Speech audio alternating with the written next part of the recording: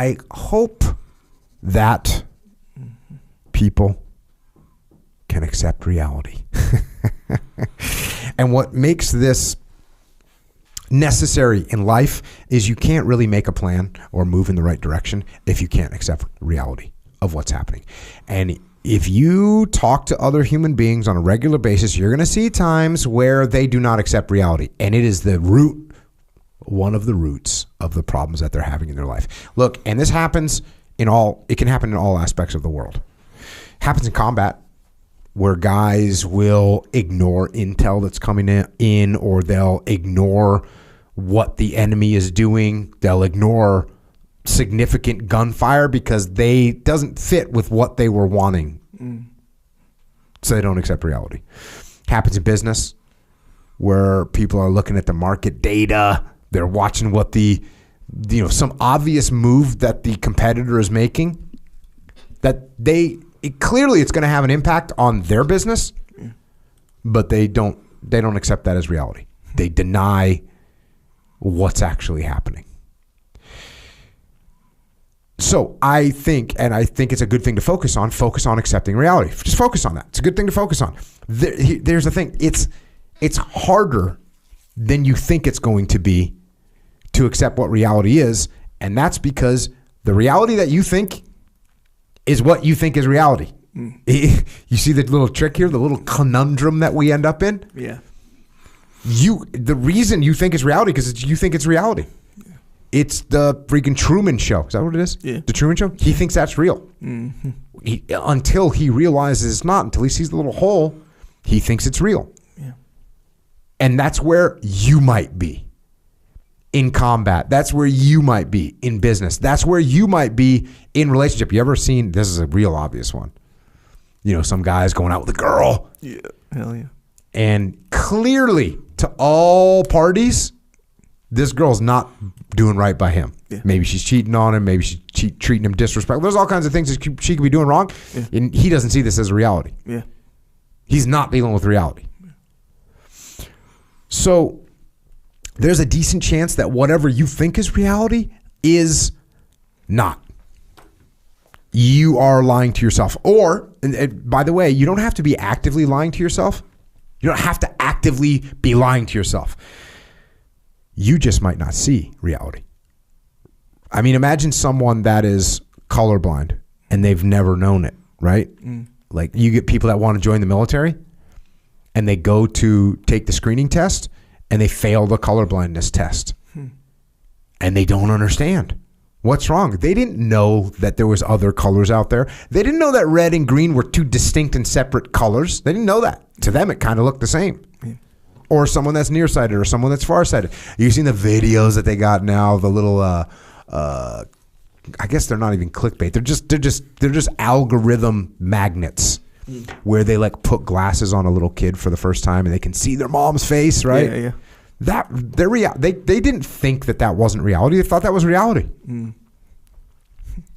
So that can happen to us where we just can't see. We're nearsighted or we're farsighted or we're colorblind.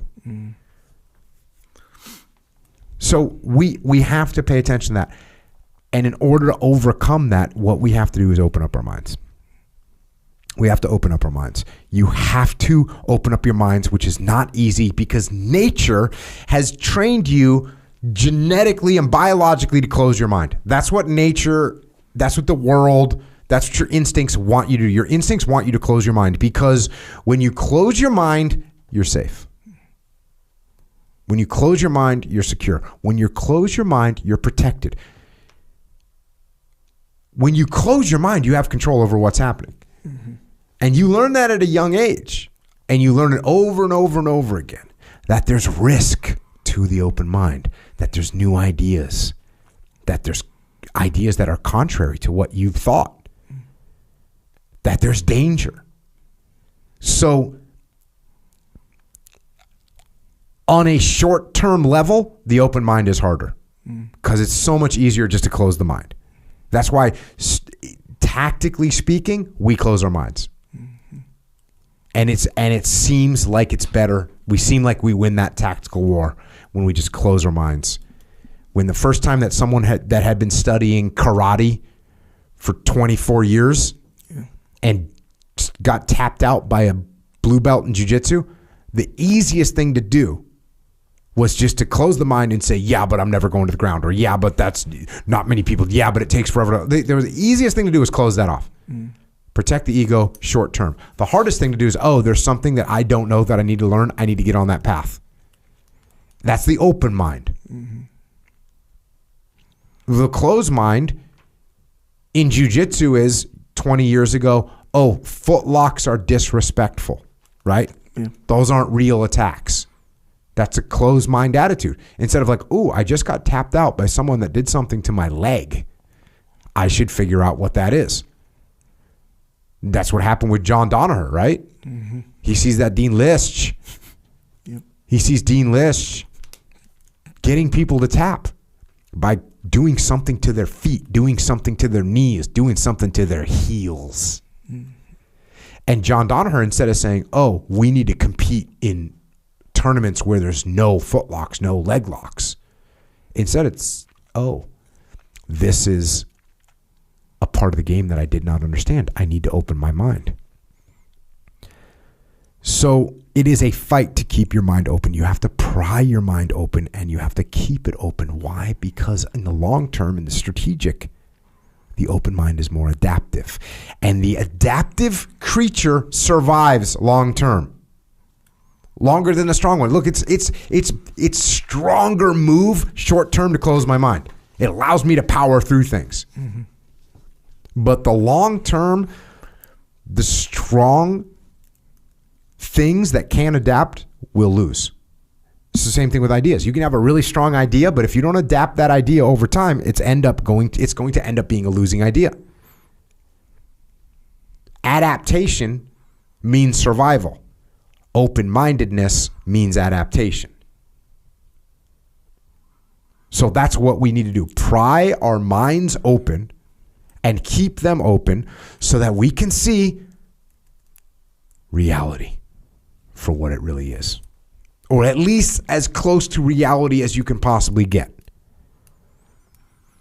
And if you do that, if you open your mind, you'll be able to see reality, and then you can make a plan. You can move in the right direction.